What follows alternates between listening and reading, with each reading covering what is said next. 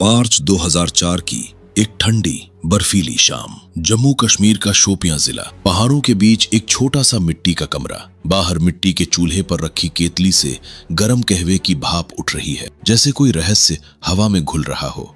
अंदर खाट पर बैठे हैं हिजबुल मुजाहिदीन के दो सबसे खूंखार कमांडर, अबू तोरारा और अबू सब्जार। उनकी पैनी निगाहें कमरे के कोने में खड़े एक शख्स पर टिकी हुई हैं। वो शख्स है इफ्तिकार भट्ट, संगठन में नया भर्ती हुआ। लंबी दाढ़ी बाल, कश्मीरी फिरन पहने, चेहरा शांत लेकिन आंखों में आग। सिर्फ 2 हफ्ते पहले वो इनसे मिला था। इफ्तिकार ने गहरी सांस लेते हुए बताया था, 3 साल पहले भारतीय सेना ने मेरे भाई को एनकाउंटर में मार डाला। अब मैं सेना से बदला लेना चाहता हूँ। उसने आर्मी काफिले पर बड़ा हमला करने का पूरा प्लान भी बना रखा था, जो अगले ही दिन अमल में आने वाला था। लेकिन जैसे जैसे मिशन का समय करीब आ रहा था, दोनों आतंकियों की बेचैनी बढ़ती जा रही थी। इफ्तिकार का वो शांत बेफिक्र चेहरा उन्हें अजीब लग रहा था, जैसे कोई छिपा हुआ तूफान।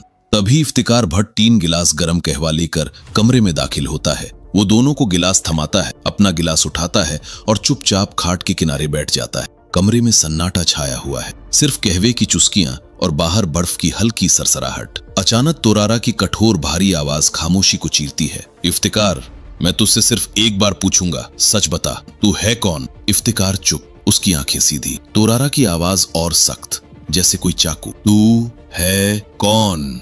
इफ्तिकार धीरे से गिलास नीचे रखता है, अचानक खड़ा हो जाता है, कंधे से AK-47 उतारकर जमीन पर जोर से पटक देता है और तेज बुलंद आवाज में कहता है, भाईजान, अगर मुझ पर शक है तो ये लो बंदूक, मुझे अभी गोली मार दो। अगर भरोसा नहीं तो मदद भी मत करो। तोरारा खड़ा हो जाता है, आंखें फाड़े। उस सब्जार की तरफ मुड़कर कुछ कहने ही वाला होता है कि पलक झपकते ही कमरे में गोलियों की तेज गूंज उठती है। इफ्तिकार ने अपने कपड़ों के अंदर छिपाई 9mm पिस्तौल निकालकर पलक झपकते ही दोनों के सिर में एक गोली दाग दी थी। बारूद की धुंध हवा में फैल जाती है। दोनों आतंकी वहीं खाट पर ढेर हो जाते हैं, खून की लकीरें दीवार पर। इफ्तिकार चुपचाप वापस खाट पर बैठ जाता है, अधूरा कहवा उठाकर शांति से घूंट भरता है, जैसे कुछ हुआ ही नहीं। जिसे दोनों अपना साथी समझ रहे थे, वो दरअसल भारतीय सेना का कैप्टन मोहित शर्मा था। वो शख्स जिससे आतंकी थर थर कांपते थे, जिसका अपना कहना था, मैं चाहे मारा जाऊं लेकिन कभी पकड़ा नहीं जाऊंगा। ये थी मेजर मोहित शर्मा की वो कहानी जो फिल्मों को भी पीछे छोड़ देती है। लेकिन शुरुआत कहां से हुई? 13 जनवरी 1978, हरियाणा का रोहतक। मोहित शर्मा का जन्म एक साधारण लेकिन सपनों से भरे परिवार में हुआ। पिता राजेंद्र प्रसाद शर्मा पंजाब नेशनल बैंक की अधिकारी, मां सुशीला शर्मा दिल्ली जल बोर्ड में काम करती थी।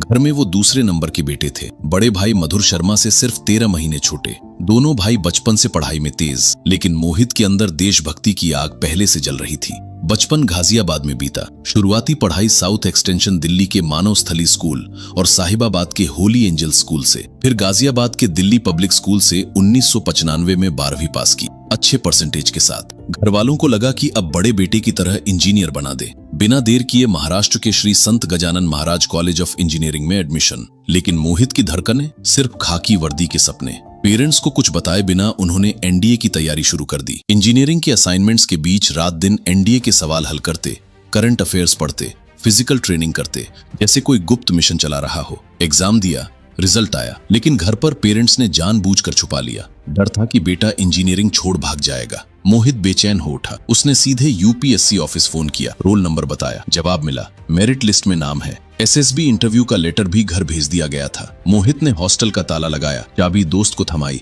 और भोपाल के लिए निकल पड़े। पेरेंट्स को पता चला तो समझाने की कोशिश की, लेकिन मोहित का जवाब था, या तो इंडियन आर्मी या कुछ नहीं। बेटे की जिद के आगे पेरेंट्स झुक गए। फिजिकल टेस्ट की सबसे बड़ी चुनौती, वजन 6 किलो कम।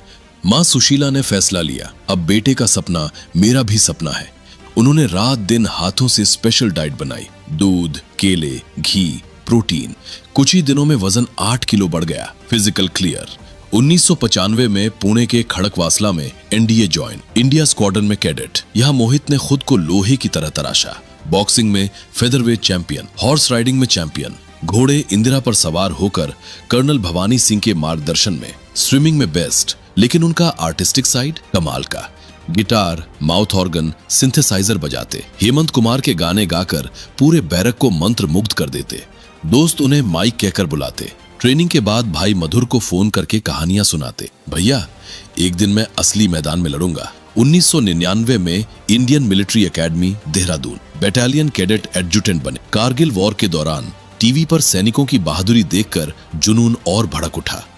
11 दिसंबर 1999 को लेफ्टिनेंट के रूप में कमीशन, 5 मद्रास रेजिमेंट हैदराबाद, फिर 38 राष्ट्रीय राइफल्स के साथ कश्मीर। 2002 में ऑपरेशन रक्षक में बहादुरी के लिए chief of army staff commendation मिला, लेकिन दिल में सपना था पैरा स्पेशल फोर्सेस। दिसंबर 2002 में अप्लाई किया, जून 2003 में कठिन प्रोबेशन पास कर एक पैरा स्पेशल फोर्सेस ज्वाइन।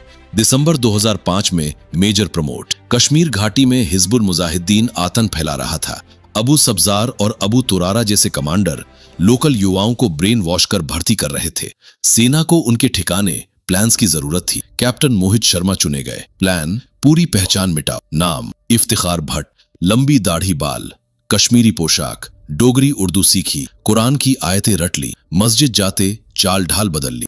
2 महीने तक शोपियां के गांव में घूमे, भाई की मौत की झूठी कहानी दोहराई। ओवरग्राउंड वर्कर्स ने पकड़ लिया। मार्च 2004 में अबू सब्जार और अबू तुरारा से मुलाकात। उन्हें आर्मी चेक पॉइंट पर हमले का प्लान बताया, मैप्स दिखाए। आतंकी प्रभावित, उन्हें अपने सबसे सुरक्षित हाइडआउट ले गए। 2 हफ्ते तक मोहित उनके साथ रहे, ट्रेनिंग ली, हथियार देखे, प्लान सुने, लेकिन तुरारा को शक हुआ। और फिर वही शाम, वो पूरा ड्रामेटिक सीन, कहवा, सवाल, राइफल पटकना, पिस्तौल, गोलियां, शांति से कहवा पीना। और मोहित ने न सिर्फ 2 टॉप टेररिस्टों को मार गिराया, बल्कि क्रूशल इंटेलिजेंस भी जुटाई। हिजबुल की कमर टूट गई। 2004 में सेना मेडल। 2 महीने बाद पहली छुट्टी। गाजियाबाद स्टेशन पर परिवार इंतजार कर रहा था। भाई मधुर ने सोचा वर्दी में भाई आएगा, लेकिन प्लेटफॉर्म पर दाढ़ी वाला लंबा शख्स हंस रहा था। वो मोहित ही था। माँ पिता भी नहीं पहचान पाए, सब हंस पड़े। नवंबर 2004 में लेफ्टिनेंट कर्नल ऋषिमा शर्मा से शादी। पेरेंट्स खुश, अब शायद शांत हो जाएंगे, लेकिन सैनिक की आत्मा तो युद्ध भूमि में ही जीती है।